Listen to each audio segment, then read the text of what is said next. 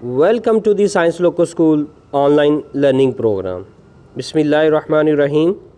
I'm Muhammad Rashid and my topic is present indefinite tense. Dear students, present indefinite tense को शुरू करने से पहले मैं बात करूँगा टेंसेस की। ख़ास तौर पर 12 ज़माने काबिल ज़िक्र हैं जिससे ना सिर्फ हमें इंग्लिश सीखने बल्कि बोलने और समझने में मदद मिलती है। बेसिकली तो ज़माने 3 ही होते हैं, आने वाला, गुज़रा हुआ और मौजूदा ज़माना जिसमें हम जा रहे हैं। इन तीनों ज़मानों की आगे 4 एक ही नाम से डिफरेंटली ब्रांचेस होती हैं। मिसाल के तौर पर हमारे पास 3 बड़े कबाइल हैं, जट, राजपूत और शेख। हमारे पास 4 लोगों के नाम हैं, अकरम, असलम, आज़म और अज़ीम।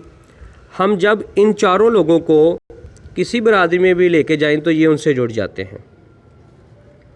मिसाल के तौर पर जब हम इन चारों नामों को जट बरादरी में लेके जाएंगे तो ये कहलाएंगे असलम जट, अकरम जट, आज़म जट और अज़ीम जट। इसी तरह जब हम इनको राजपूत बरादरी में लेके जाएंगे तो ये कहलाएंगे असलम राजपूत, अकरम राजपूत, आज़म राजपूत और अज़ीम राजपूत।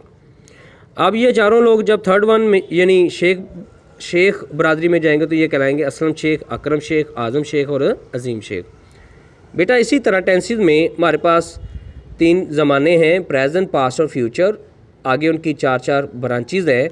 जब इन ब्रांचेज़ को हम जिस टेंस से भी जोड़ते हैं तो ये उनसे जुड़ के ये हम अगर इनको प्रेजेंट से जोड़ें तो ये कहलाएंगे present indefinite tense, present continuous tense, present perfect tense, present perfect continuous tense. जब पास्ट से जोड़ेंगे तो past indefinite tense, past continuous tense, past perfect tense और past perfect continuous tense.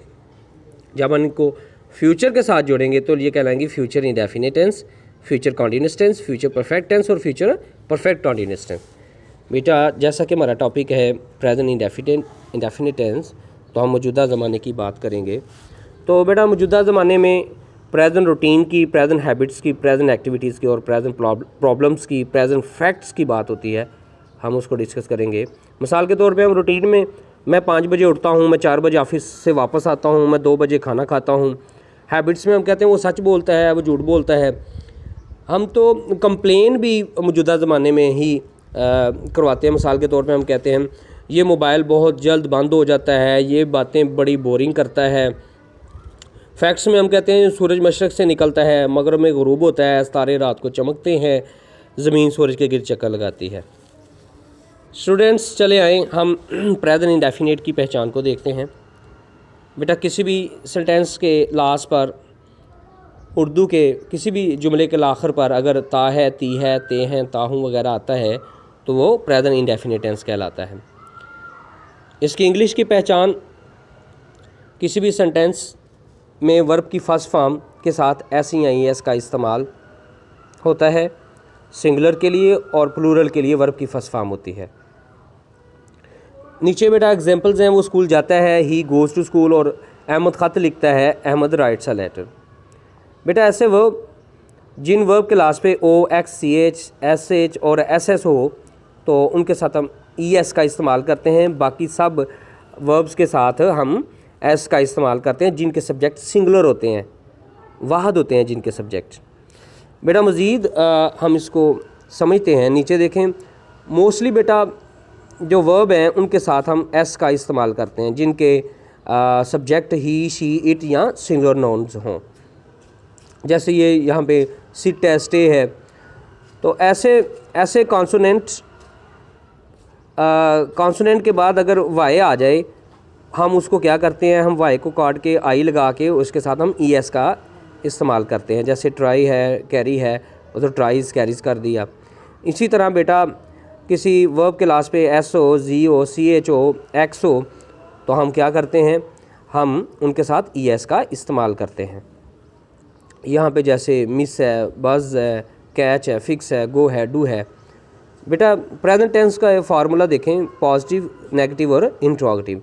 Subject plus verb की फर्स्ट फॉर्म, एस और E S का इस्तेमाल singular के लिए, plus object. He plays football daily. Negative में हम क्या करते हैं, डू और डज को बाहर ले आते हैं, डू नॉट और डज नॉट को बाहर ले आते हैं और फिर हम वर्ब की फर्स्ट फॉर्म लगाते हैं। जैसे कि सब्जेक्ट प्लस डू नॉट या डज नॉट प्लस वर्ब की first form plus object. He does not play football daily. अगर यहाँ पे दे आता दे do not play football daily आना था। इंट्रोगेटिव में क्या करते हैं, डू और डज़ को बाहर ले आते हैं, डू और does plus subject plus verb की first form plus object last पे question mark, does he play football daily. अगर यहाँ पे दे होता तो आना था do they play football daily. हाँ बेटा प्रेजेंट इंडेफिनिट टेंस का पॉजिटिव जो सेंटेंस होते हैं उनको देखते हैं। आई वी यू दे के साथ हम वर्ब की फर्स्ट फॉर्म और प्लस ऑब्जेक्ट होता है। ही शी इट या सिंगुलर नेम के साथ फर्स्ट फॉर्म एस और एस का इस्तेमाल और ऑब्जेक्ट होता है।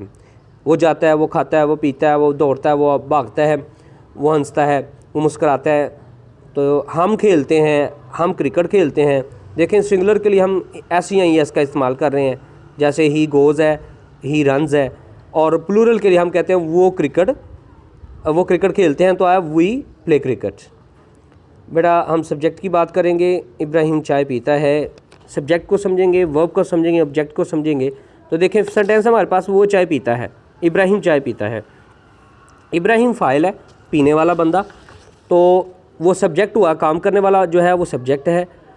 जो काम हो रहा है उसको हम वर्ब कहते हैं, जिसके ऊपर काम हो उसको हम ऑब्जेक्ट कहते हैं। मिसाल के तौर पे इब्राहिम फ़ाइल है, सब्जेक्ट है, क्या करता है वो पीता है, तो पीना वर्ब हुआ। किस चीज़ को वो पीता है, चाय को, चाय जो है वो ऑब्जेक्ट है। वर्ब देखें, वर्ब क्या है बेटा, वर्ब एक वो अहम हिस्सा है जिससे फ़िक्रे में दो बातें समझ में आती हैं। एक क्या हो रहा है और दूसरा किस ज़माने में हो रहा है। वर्ब की 4 अक़साम है, गो, वेंट, गॉन, गोइंग।